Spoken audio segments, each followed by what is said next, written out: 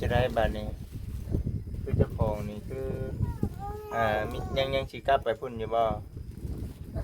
ชาคงขึ้นตอนนี้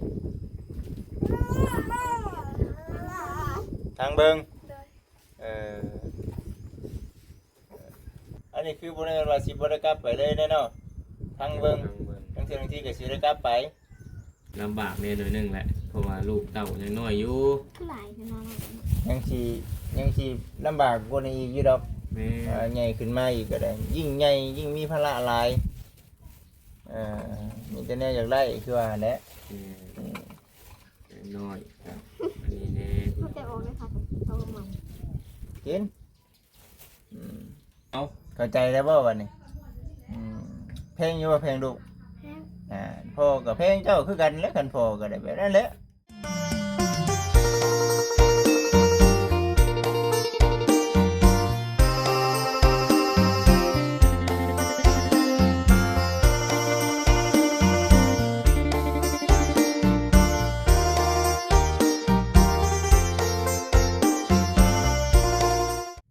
โดยพี่น้อง FC ทุกท่านเปิดภาพมาอีกบัดนี้เนาะอยู่ที่ข้างหนองเพิ่นปลาดุกเพิ่นก็บ่นยุ่มยับอยู่ได้ก็คือสิปล่อยหัวอาหารลงไปเบิ่งครั้งแล้วพี่น้องเอ้ยเอาจังไดก็ขอให้แง่ไว้ในเรื่องปูเรื่องปลาเนาะคือเด้อพี่น้องเอ้ยเนาะคือแล้วมีแต่ว่าเบิ่งไปบัดนี้ก็ได้เอาทักทายสบายดี FC ทุกท่านเด้อพี่น้องเด้อพอกับทางบ่าวจิตคือเก่ามื้อนี้ก็ได้มื้อนี้ก็ได้เด้อพี่น้องเด้อพี่น้องเอ้ยเดี๋ยวมาเวะหาทางน้องตุ๊กถามไทยเมื่อคืนนี้มาเมื่อยเนาะทางน้องตุ๊กคือเก่าเช่นเดิมเอ้าสบายดีไม่ได้เห็นกันแต่หึงเลยพี่น้องเอ้ยเมื่อคืนนี้ก็ถือว่าขึ้นนอนทั้งเฮือนเมื่อคืนนี้เนาะแม่นบ่ไปทางไหนเบิดแล้วคนเอ้ยอ้ายไปผากท้องบ่เพิ่นบ่ให้แล้วบัดนี้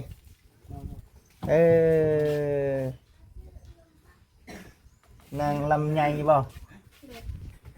นางลำไยให้พ่อกับแม่ดิพ่อจอยนะพ่อจอยก็แม่หมดเพิ่นไปทำเบิ่งเรียกเพิ่นไปเฮ็ดเรียกเพื่อนทางไหนจักอยู่บ่เหมือนไอ้ลาวบ่เนาะเดี๋ยวไปน้ำไอ้ลาวพุ่นจักบัดที่นี่อยู่เฮือนกับลูกบัดนี้ก็อ้ายก็นู่นก็มาให้ไปอยู่เฮือนบนพุ่นไปอยู่เฮือนเดินไม้เพิ่นพุ่นเนาะอยู่เดินไม้เพิ่นพุ่นกินข้าวได้เสียเจ้าเป็นยังไงเดี๋ยวนี้ในเรื่องความอยู่ความกินยังอันนั้นอยู่บ่คลำอยู่บ่ได้คลำบ่กินได้เบิดบัดนี้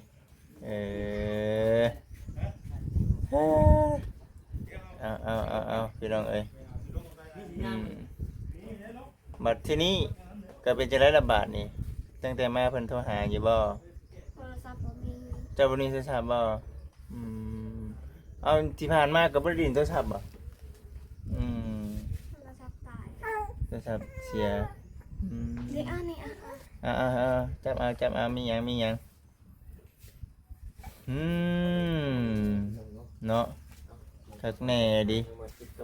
ทักทายสบายดีว่าจังไดอัดห้องเป็นนี่ได้ทักทายสบายดีน้องตุ๊กมีอู่บ่เขาห้องบ่ได้เด้อสักก็เป็นนั่นเนาะตั้งแต่ล็อกบ่อู่เด้อู่อยู่ในเด้อู่อยู่ในว่าซั่นถ้าว่ามีอู่ยังว่าสิเอามาให้น้องลำไยเนาะเพิ่นอยากนอนเราเดี๋ยวใครที่ปกติช่วงนี้เพิ่นนอนบ่นอน11 โมง11 โมงเป็นจังได๋บาดนี้ในเรื่องความคิดเป็นแม่คนเลยต่างอยู่บ่ตอนจากข้าวตะกี้ ต่าง เออ ต่างแบบไหนน้องตุ๊ก เฮ็ดหยังแน่ค่ะได้ลูกมานี่ พ่อมีแต่หนึ่งเขา หนึ่งเขา หนึ่งเขาแล้วก็ สักโยพอมแอม ล้างถ้วยซักเครื่องแล้วก็ โอ้เวียกการงานคือถือว่าหลายกูเก่าบัดนี้เนาะเวียกการงานหลายกูเก่าเด้พี่น้องเอ้ยเนาะ ความแตกต่างบ่นะโอ้ ม ไอ้นึกว่าต่างกับตะกี้แปลว่าตะกี้บ่มีลูกบัดนี้มีลูกนะ เออ ให้น้องเลย 16บ่16ตัวนี้16ปีบ่ตัวนี้16ปี ก้าวเข้าเป็นผู้ใหญ่เข้าสู่มือเนาะ อืม จังได๋ มันบ่มีอู่เด้ โอ้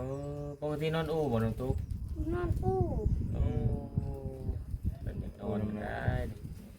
เออ ก็ว่าแหละก็คืออยากสิเงียบๆแน่พี่น้องเอ้ยมานี่เพราะว่าผู้ทั้งเอ้ยแล้วก็ทั้งอ้ายเนาะน้องบอยก็พากันไปผากท้องแม่นบ่ ก็นั่งเงาอยู่แล้วแต่เช้า หมู่ไปป้าบ่ได้ติ โยยนี่มึงบอกให้ไปบัดคิดดู เออ มันก็นั่งเงา เออ ตุ๊กยังเหงาแล้วเนาะ จะได้บัดนี้คือเจ้าของนี่คือมียังสิกลับไปพุ่นอยู่บ่ชาคงขึ้นตอนนี้ทางเบิ่ง เลย เออ ตุ๊กมีทางเบิ่งเอา เฮ็ดได้ล่ะเฮ็ด เอา ได้ ลานก่อนเอาลานก่อน เอาลานก่อนไปใส่ ไหนบ้างน้อง พุ่นไปอันนั้น แค่บังขายจ้ะ เบิ่งถ่านี่เด้อบ่ซั่นมายังนำใหญ่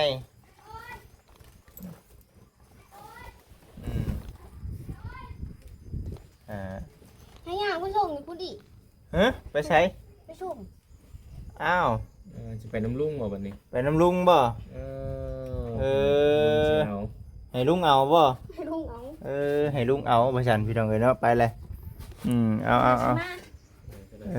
เพิ่นว่าคือเว้าแน่หั่นแหละพี่น้องเอ้ยเนาะไปเบิ่งเด้อระวังของเพล่มเด้อ ให้กับทั้งผู้เป็นอ้ายเอาลูกซอย เลย อยู่กัน2คนเนาะซั่นแหละ คือกัน เอ๊ะ คือกันในกลุ่มโทรศัพท์ คือกันว่าอยู่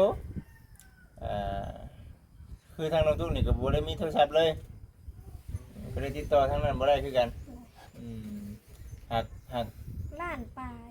อืม ทำมือหัน อยู่หั่นแหละมีเพื่อนเนาะ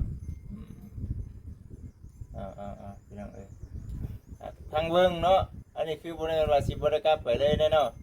ทางเบิ่งทั้งเทื่อทั้งที่ก็สิได้กลับไป เอาไอ้ขอถามอีกเด้อพี่น้องเนาะไม่ว่าก่อนออกมาเมื่อวานนี่ได้เว้าหยังกันไว้แนวใดสักกับลูกกับผัว เอามาลิ้น มาลินซื้อ โดย ๆแล้วก็กลับแบบ เอา นี้บ่ สีกับ โอ้ได้เว้ากันไว้แบบนี้ ก็ ทั้งลูกทั้งผัวว่าจะได้สาบันนี้ เมื่อลิ้นเราได้ โอ้ เมื่อรู้อะ เมื่อโลดเมื่อได้อยู่ โดย มาลินน้ำเอื้อยน้ำพอน้ำแม่ โดย โอ้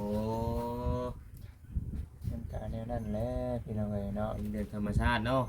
มาลินน้ำพอน้ำแม่บอกลูกบอกผัวก็เป็นเรื่องปกติได้อยู่บ้านเฮาก็มีแบบนี้เนาะมานอนคืน2คืนหรือว่านี่ก็แล้วแต่อันนี้อ้ายกับโบเข้าใจปัญหาให้เจ้ากันได้เนาะแต่ที่แล้วแต่เจ้าถามพ่อคร่าวๆพี่น้องไง แต่ว่าโทรมาหาแต่พ่อตะกี้น่ะคือหมายความว่าได้ก็ตอนนั้นก็ผิดกันกับผัวแน่ตอนนั้นน่ะบ่ได้ผิดกัน คือว่าอยู่บ่ได้ใช่ตอนนั้นได้ยินว่าเป็นอะไรก็ว่าอยู่บ่ได้ เอาเหมือนผม เมื่อยเอาลูก อ้า เอาเมื่อยเอาลูกมันอยู่บ่ได้ เมื่อ แล้ว ลูกก็เนาะผัวแหละเลี้ยงซอยเนาะก็มีแต่นั่นแหละน้องเอ้ยก็ในเรื่องลูกเรื่องผัวก็คันว่าอันใดเนาะเว้า บ่คักบ่แน่เนาะก็ค่อยเว้าค่อยว่ากันนั่นแหละว่าค่อยว่ากันว่าเมื่อวานนี่ก็มาแบบคำมืดตื่นตาก็คือว่าหั่นแหละ แปะลงไปนอนมา คำมืดแหละ FC หลายๆท่านเพิ่นก็ เป็นห่วง เป็นห่วงแล้วก็แตกตื่นขึ้นไปต่างๆนานาเนาะ แม่น แต่ว่าพอทั้งนี่ไปเอาแล้วก็มีปากเสียงกันในเรื่องลงตรงลงเตะก็ได้ก็มีแต่ว่าเอา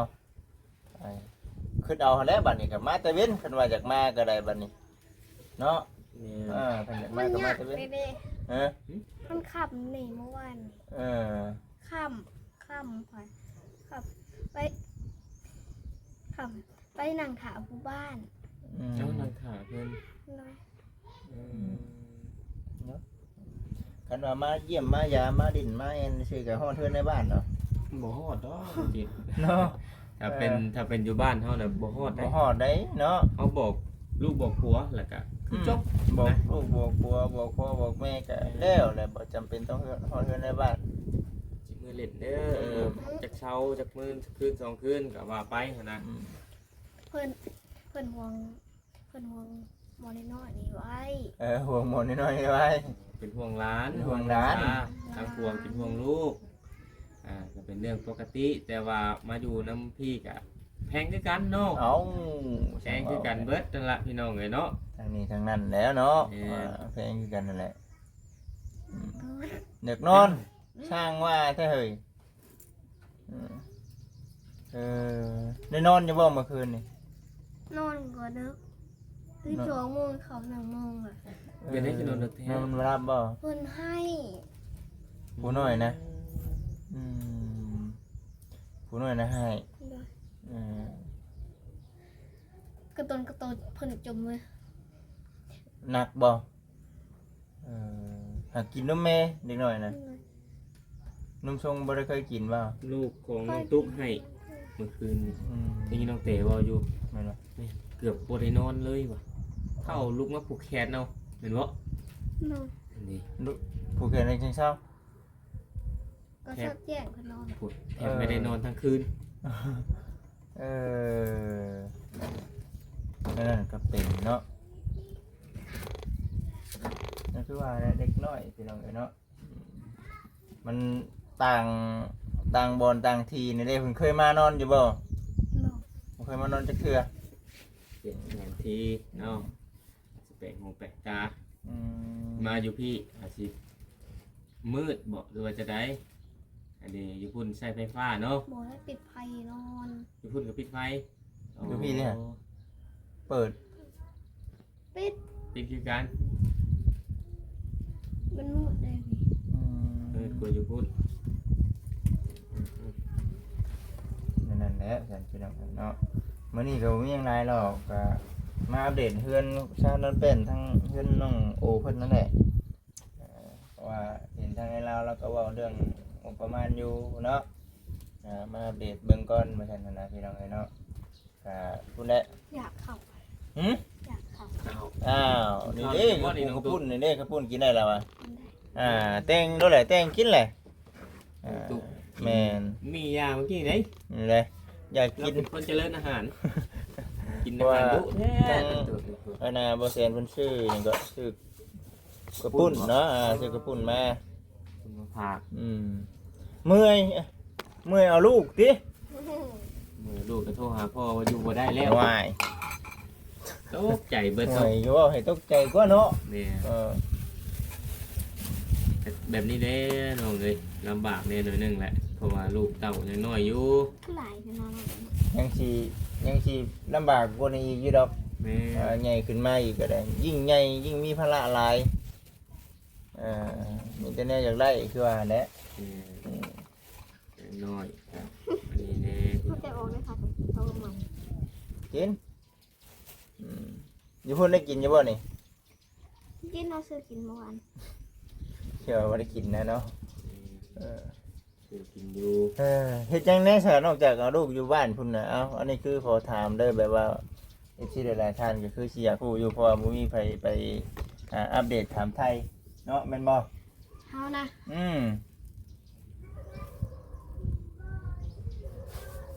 พึด เอาเห็ดแนวกิน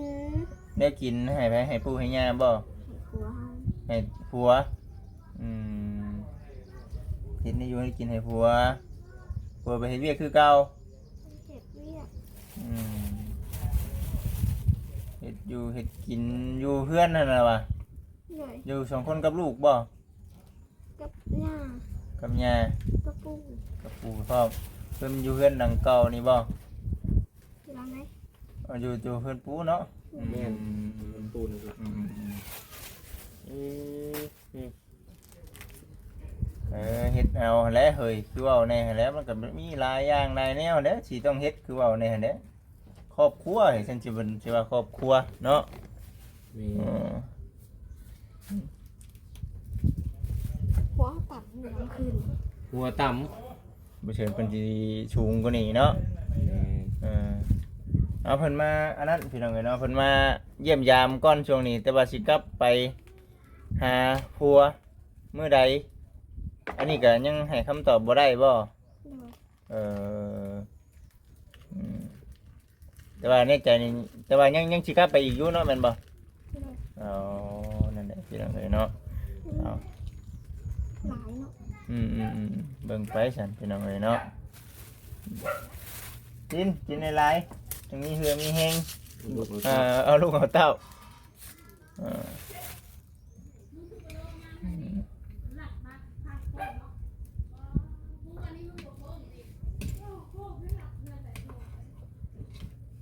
ใครอยู่กินอะไรมีนมในเนาะให้ลูกให้เต้ากินเนาะแมันบ่นมน้ำนมกระไรแม่นบ่เขากินยังบำรุง ต้องกินบำรุงเนาะ ผลไม้บ่บ่เกี่ยวหรอกติ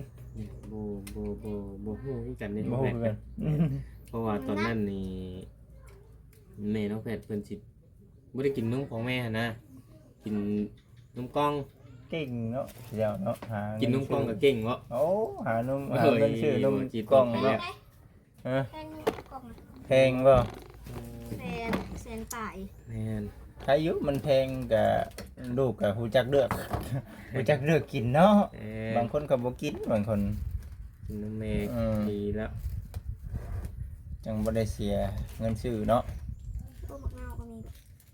เฮ็ดด้วยนะน้องตุ๊กก็กินแล้ว แบบสบายเนาะ ตามสบายอ่า อ้าวพี่น้องนี่เนาะน้องเพิ่นก็กิน โอ้ใส่น้ำ ต้ ตา อ ล งขออภัย อืม ไม่ใส่ดอกมะนาว เฮ็ดได้ฉันกินกับบุญกับข้าวบ่ อืม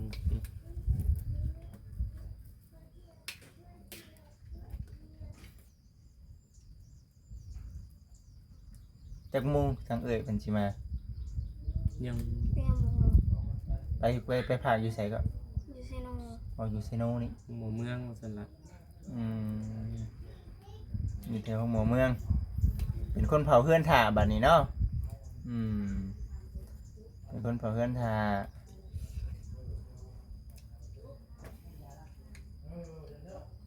ฮะนอนเลยจักอื่น ยัง เอาเด้อลูกเต้าไปแล้ว ทางอันบ่โอเพิ่นเอิ้นกินนี่เนาะ แหม เอ้าเขียวกินเจ้าก็ได้ เคี่ยว เอา กิน ลูก ข้าวเคี่ยวไปเอาลูก เนาะเมื่อยกดเอาได้เฮ้ยลูกเจ้าของเนาะ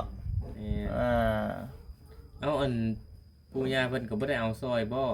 เอาซอย นี่ เพิ่น เพิ่น เอา ก็ ซ ซ อ อย ย อ อยู่ ก็ได้ ยู่ลูกผัวเด้บ่ได้ซอยบ่ เพิ่นก็เอาซอยปิด เป็นบางยาม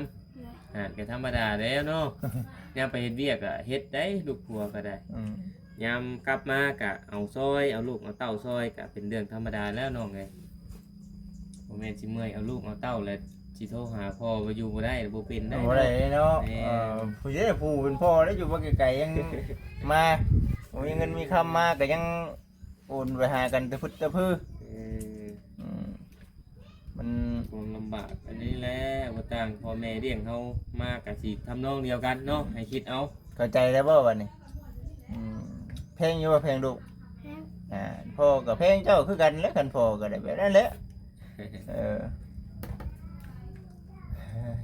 เอามีแต่ว่าเขียวกินเนาะเขียวกินเขียวไปเอาลูกซอยทั้งน้องอันน่ะโอเพิ่น แม่น คุณน้องโอกะเอาลานติดลานนะเบิ่งครั้งแล้วเนาะ ติดหลอน เออ แพงแน่ล่ะเนาะ แพง เนาะ แพง ไปก็ แพง แพงแน่พี่น้องเอ้ย ว่าแล้วแบบมาพี่ทั้งนี้กับแพงคือกันเนาะ แม่น มาทั้งนี้กับแพงคือกันเพราะว่าคือว่าแน่เนี่ยลูกเนาะลูกหลานคือว่าแน่แหละ เอาข่อย นี่ สิ จะว่าให้เจ้ากินเนาะเดี๋ยวสิอันนั้นบ่ได้ ไปก็สิจบคลิปแล้วบ่จิตเด้อ เออ เด้อๆสบายดีเนาะ สบายดีมีแต่ว่า ให้รถจบคลิป แม่นให้เพิ่นเอาลูกเอาเต้าเนาะคือสิประมาณนี้แหละพี่น้องเอ้ยไปขึ้นฟ้าขึ้นฝนก็สิตกอีกแล้วเด้อพี่น้องเด้อเบิ่งไปน้ำกันเบิ่งไปน้ำกันเด้อพี่น้องเด้อ